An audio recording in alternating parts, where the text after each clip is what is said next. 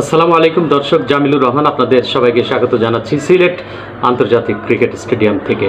একটু আগেই high voltage একটা ম্যাচ শেষ হলো, কিন্তু নেল বাইটিং ফিনিশিং আমরা দেখতে পেলাম না। যদিও বিগ স্কোর একটা ম্যাচ, সিলেট স্ট্রাইকার্স তারা হোম গ্রাউন্ডে খেলছে, স্বাগতিক হিসেবে 205 রানের একটা চ্যালেঞ্জিং বিগ স্কোর গড়েছিল, কিন্তু মনে হয়েছিল যে এই রানটাই তারা ডিফেন্ড করবে। কিন্তু রংপুর রাইডার্সের ক্রিকেটাররা, ব্যাটাররা যেভাবে উঠছিল আকাশে, বিশেষ করে ঢাকার মাঠে 3টা ম্যাচে 3টিতেই জয় পেয়েছিল তারা, ঠিক ঢাকার মোমেন্টাম যেন তারা সিলেটে এসেও ক্যারি করলো। এবং অসাধারণ একটা ম্যাচ বলবো। অ্যালেক্স হেলস তিনি 113 রানে ওপেনিংয়ে নেমে অপরাজিত থাকলেন।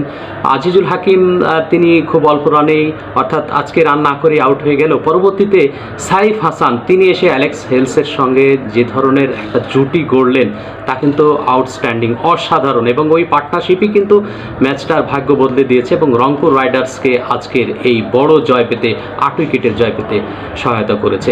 একটু শুরু থেকে যদি বলি যে সিলেট স্ট্রাইকার্স হোম গ্রাউন্ডে তারা প্রথম ম্যাচ খেলছে, ঢাকাতে মাত্র একটা ম্যাচ খেলেছিল এবং সেই ম্যাচে তারা পরাজিত হয়েছিল, কোনো পয়েন্ট নেই। ভাবা হচ্ছিল যে সিলেট স্ট্রাইকার্স হোম গ্রাউন্ডে তারা জয়ে ফিরবে এবং সে ধরনের স্কোরও কিন্তু তারা গড়েছিল। 205 রান টি-20 ক্রিকেটে, বিশেষ করে বিপিএলের এবারের ক্রিকেটে কিন্তু কম রান নয়, চ্যালেঞ্জিং স্কোর ডিফেন্ড করা যায়। কিন্তু সিলেট স্ট্রাইকার্সের বোলাররা ব্যাটারদের যেভাবে আটকে রাখতে হয় ক্রিজে, বিশেষ করে অ্যালেক্স হেলস, সাইফ হাসানের মতো ইনফর্ম ব্যাটারকে সেভাবে কিন্তু বল করতে পারেনি, লাইন লেংথ বজায় রেখে বল করতে পারেনি।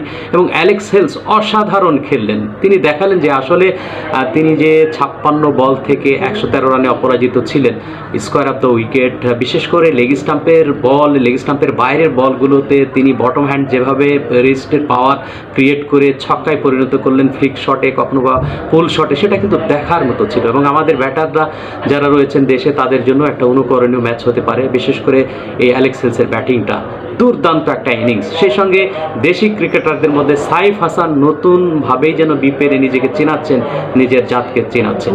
এর আগের কথা যদি বলি যে সিলেট স্ট্রাইকার্সের ব্যাটারদের মধ্যে যেমন জাকির হাসান, তিনি আজকে চমৎকার খেলেছেন, 50 রান পেয়েছেন। রনি তালুকদার ওপেনিংয়ে নেমে 54 রান করেছেন এবং শেষ দিকে এসে জাকির আলী এবং অ্যারন জোন্স যে ধরনের শেষ 9 বলে তারা আনবিটেন 34 রান করেছিলেন 9 বল থেকে, যার কারণেই কিন্তু একসময় মনে হচ্ছিল যে 180 হবে কিনা। কিন্তু এই জোন্স এবং জাকির আলী অনেক, তারা শেষ 9 বলে 34 রান নিয়ে সেটাকে 200 টপকাতে সহায়তা করেছিল, কিন্তু সেই রান যথেষ্ট হলো না। সিলেটের উইকেট স্পোর্টিং সেটা আমরা জানি, কিন্তু এতটা স্পোর্টিং যে আপনার 205 রান চেজ করে যাবে 6 বল হাতে রেখে 19 ওভারে রংপুর রাইডার্স, সেটা কিন্তু অবিশ্বাস্যই মনে হয়েছে। আবার রংপুর রাইডার্সের আগের পারফরম্যান্সের দিকে তাকালে সেটাও কিন্তু অবিশ্বাস্য মনে হয়নি। সব মিলিয়ে আমার মনে হচ্ছে এবারের বিপিএল যেন একেবারে রানের চূড়ায় উঠছে, অর্থাৎ আগের বিপিএলে যে হাহাকার ছিল, লো স্কোরিং ম্যাচ, সেই জায়গা থেকে বিপিএল বেরিয়ে এসছে। ঢাকাতেও আমরা দেখেছি স্পিনিং উইকেটে লো স্কোরিং ম্যাচের আগের বিপিএলগুলোতেও ঢাকায় যেমন ওই জায়গাটা থেকে একটু ভিন্নতা এনেছে রান নেওয়ার ক্ষেত্রে এবং 200+ স্কোর সেখানেও দেখেছি।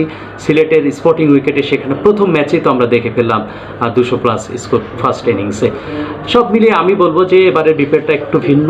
নতুন বাংলাদেশে এই যে নতুনভাবে পথ চলা বিপিএলের, সেই পথ ছাড়া আমাদের ক্রিকেটের জন্য ভালো হবে। সেকেন্ড ম্যাচের জন্য আমরা অপেক্ষা করছি। সেকেন্ড ম্যাচ অবশ্যই এখানে কুয়াশা থাকবে সিলেটে, এবং কুয়াশার ম্যাচে সিলেটের উইকেটগুলো কেমন আচরণ করবে সেটাই কিন্তু একটা প্রশ্ন। সেকেন্ড ম্যাচে মুখোমুখি হচ্ছে একটু পরেই, অর্থাৎ সন্ধ্যে 6:30টায় দুর্বার রাজশাহী এবং বর্তমান চ্যাম্পিয়ন ফরচুন বরিশাল। ঢাকায় 2 ম্যাচ খেলেছে, 1টি জয় 1টি পরাজয়, 2 পয়েন্ট তাদের। রাজশাহী 3 ম্যাচ খেলে 1টি জয়, 2টিতে পরাজিত হয়েছে রাজশাহী। তো রাজশাহী একবার চ্যাম্পিয়ন হয়েছে, ফরচুন বরিশাল তো ডিফেন্ডিং চ্যাম্পিয়ন এবং সাবেক চ্যাম্পিয়নের মধ্যে লড়াইটা কতটা জমবে, রাজশাহী না বরিশাল, সেটা কিন্তু অবশ্যই আমার মনে হয় যে উপভোগ্য হতে পারে ম্যাচটি। সেই আশায় থাকলাম। আশা করি আমাদের সঙ্গে থাকবেন এবং বাংলা ধারাভাষ্য শুনতে বাংলাদেশ বেতারের সঙ্গে থাকবেন। আল্লাহ হাফেজ।